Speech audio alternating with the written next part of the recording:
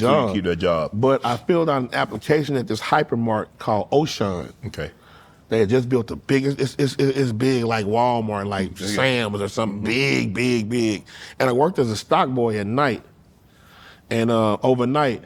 And I worked a few days, man, and they wrote that I had a check, man. That check was $400 and something. That was a lot of money back then. That was a lot of money for a couple of days of work, right? Yeah. So I went and got my check and I never went back to work. Well, damn, did you want another check? I invested in my In your other business? in my business. Mm-hmm. Yeah. Investment, huh? I invested, yeah. And then when I started making music, I had a lot to talk about. I had a lot to talk about. Right. Because I knew several businesses. You had a, as they say, you had life experience. You lived life more by the time you were 16, 17 For than sure. most people live. For sure. No question about it. Yeah, for sure. Remember, we was 8 years old, and we used to wear these medallions that we got from the game room down the street. And they would ask us, no, the guy would swear us in, we'd take an oath. You know, I solemnly swear to protect the weak and blah, blah, blah, blah, blah, blah, blah, right? So guy walks into this place called You Told Him. We was kids, man. And we were hiding in there, and they robbed that place, and they shot that clerk, man. Never will forget that. You were there. Yeah. Me and another couple of buddies of mine, we were there. I was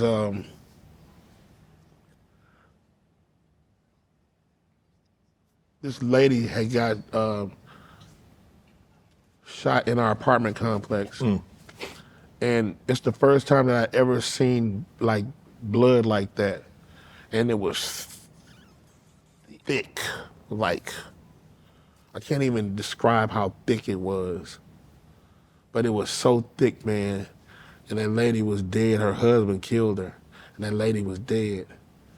And that blood was thick, bro. It was so thick.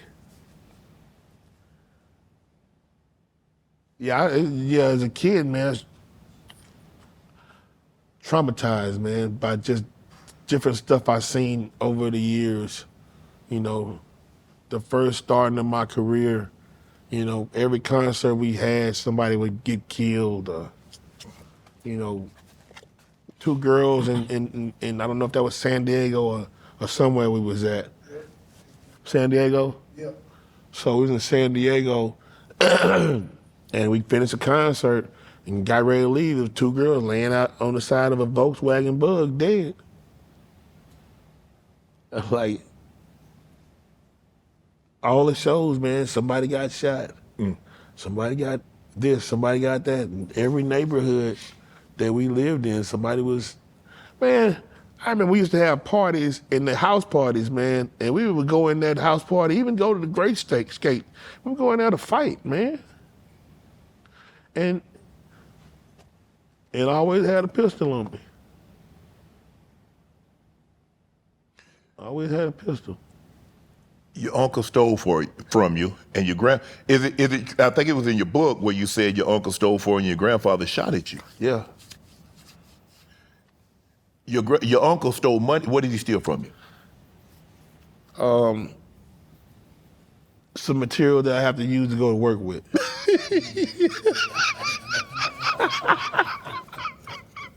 It was like wrenches, like a monkey wrench, and Kinda sorta like that. hammer. I and need stuff that like for my job. Yeah. I need it for my you job. construction worker. Yeah. How you gonna do your job If I don't have my stuff to do my job with. So we had a fight. How you know he stole it? Because didn't nobody else know where it was. So you fought your uncle. Yeah? You get it back? No. You beat your uncle up. I did. Did you apologize to him?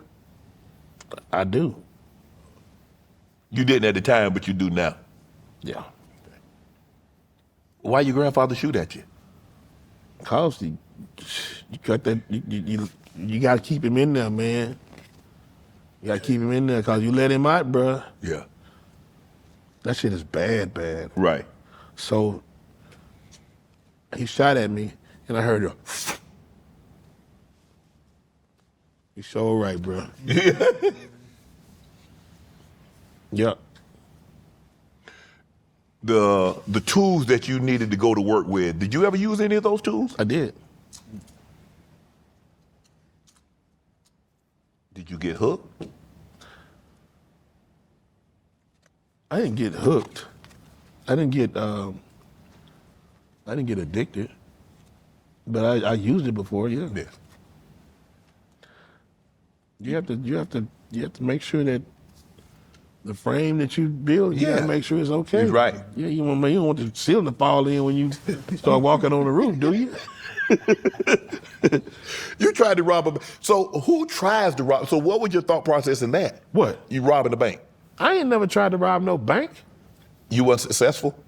No, I don't want to rob no bank. That's where the money at. Me? Yeah. Rob a bank? Mm-hmm. Nah, bro, my name Brad, not Rob.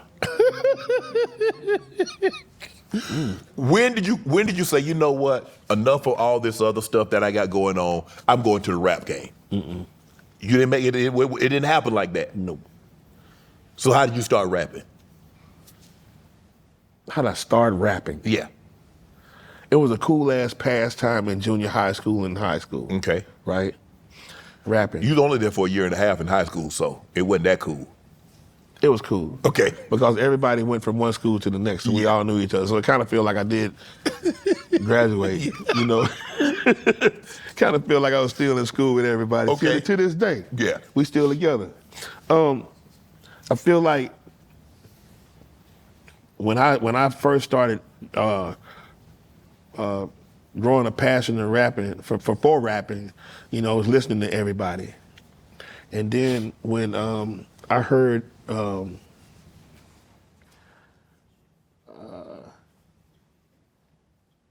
KRS-One, I think that's when I really wanted to start to be a rapper. When I heard Ice-T, I really wanted to be a rapper. When I heard Ice Cube, I really wanted to be a rapper. Mm-hmm. Now listening to LL Cool J and Big Daddy Kane let me know that I couldn't be a rapper. You know, because they were just so immaculately skilled. Not that none of the other artists that I mentioned aren't, but it was just, when I heard that, I was like, you know what? I want to do this. Yeah. All right. But so I ended up making a couple of records with a guy in Houston. And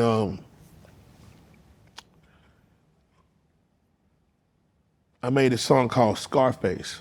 Mm-hmm. And it came out, it was the first one that's the first one that we probably ain't heard yet. But a buddy of mine, Chris Barrier, rest in peace, they called him 3-2, we were together. And we made he made a record, I don't remember the name of it, but it was more of a radio-friendly record. Mm-hmm. And the record label wanted to go with that because it was more user-friendly, right? And on the other side of town, there was another kid that wanted to put me, that liked what I was saying and wanted to put me, you know, in a group. Mm-hmm. Now, mind you, about 3 or 4 months before that, I had rode the bus over to the car lot to play some songs for him. And one of the cats was like, that's not what we're looking for. Mm-hmm. And then, like a few months later, you know, Steve Fournier played a record for Lil J at the Rhinestone Wrangler parking lot. And shit, dude was at my house. Mm. And I was like, man, how you find me? Just like that? Yeah. You mentioned KRS-One, known as a lyricist. Big Daddy Kane, lyricist. Rakim, lyricist. People put you in that. And you are a storyteller. And that people that what I noticed, and I'm a storyteller because I hung around a lot of old people, and old people told stories. Go get your haircut at the barbershop, and they playing checkers and they telling old men telling stories. Yeah. You're a storyteller. Is that how you thought your rap career did? So what were you hoping to be as a rapper? What was going to be? I didn't know. I knew that Ice-T told a cold ass story. 6 in the morning, police at my door. Fresh chili this week. So it's clicking now. Ice Cube, Once Upon a Time in the Projects. Yo, so we can't just say that my storytelling is all that. But what about Will Smith's storytelling? Mm-hmm. Like Will Smith had some cold ass stories, man. Have you ever in your life experienced a day when nothing at all seems to go your way? Like Dana Dane. Yeah. Hell of a storytellers, man. I grew up in the era of hip hop where it was a force to be reckoned with, man. They had some nice, you love to hear the story again and again, how it all got started way back when. Like that, those are immaculate come lines, man. Those are beautiful openings to a book. Bruh, you have to have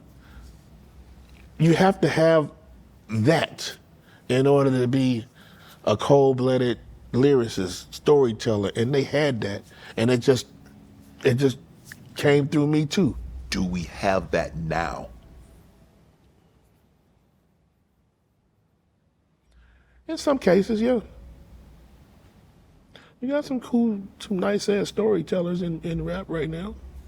If I were to ask you, give me your top 5 lyricists of all time. All times?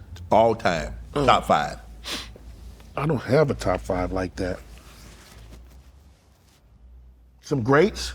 I'll give you some names of some greats. Kane is a great. Rakim is a great. Chris is a great. Kara's one. Yeah. That's LL? That's a LL? Yeah, you didn't? I did not? No, you didn't. L's a great. Mm-hmm. Great lyricist. Nas is a great. Yeah. Jay-Z is a great. I mean, I don't have a top 5. Right. Like my top 5 are going to the top thousands. I think that Pac, I think that Cube, I think that Shan and who am I missing? Like I can't because I'll miss everybody. Yeah. Q-Tip is great. Yeah. T.I. is a great. Wayne is a great. You were named Lyricist of the Year in 2001. You beat Hove, beat M, Prodigy, Talib Kweli. Who? You beat Hove, M, Prodigy. You surprised? Damn, I mean, damn. No, I'm just messing. Nah, I mean, I'm honored to be among the greats. How does that make you feel when people talk about lyricists, when they mention the KRS-Ones, when they mention the BDK, Big Daddy Kane, when they mention Rakim? That's in a selective few conversations, man, that my name pops up. I'm not mad or I don't feel nothing. Right. I think that everybody's entitled to their opinion, though. Right. You feel me?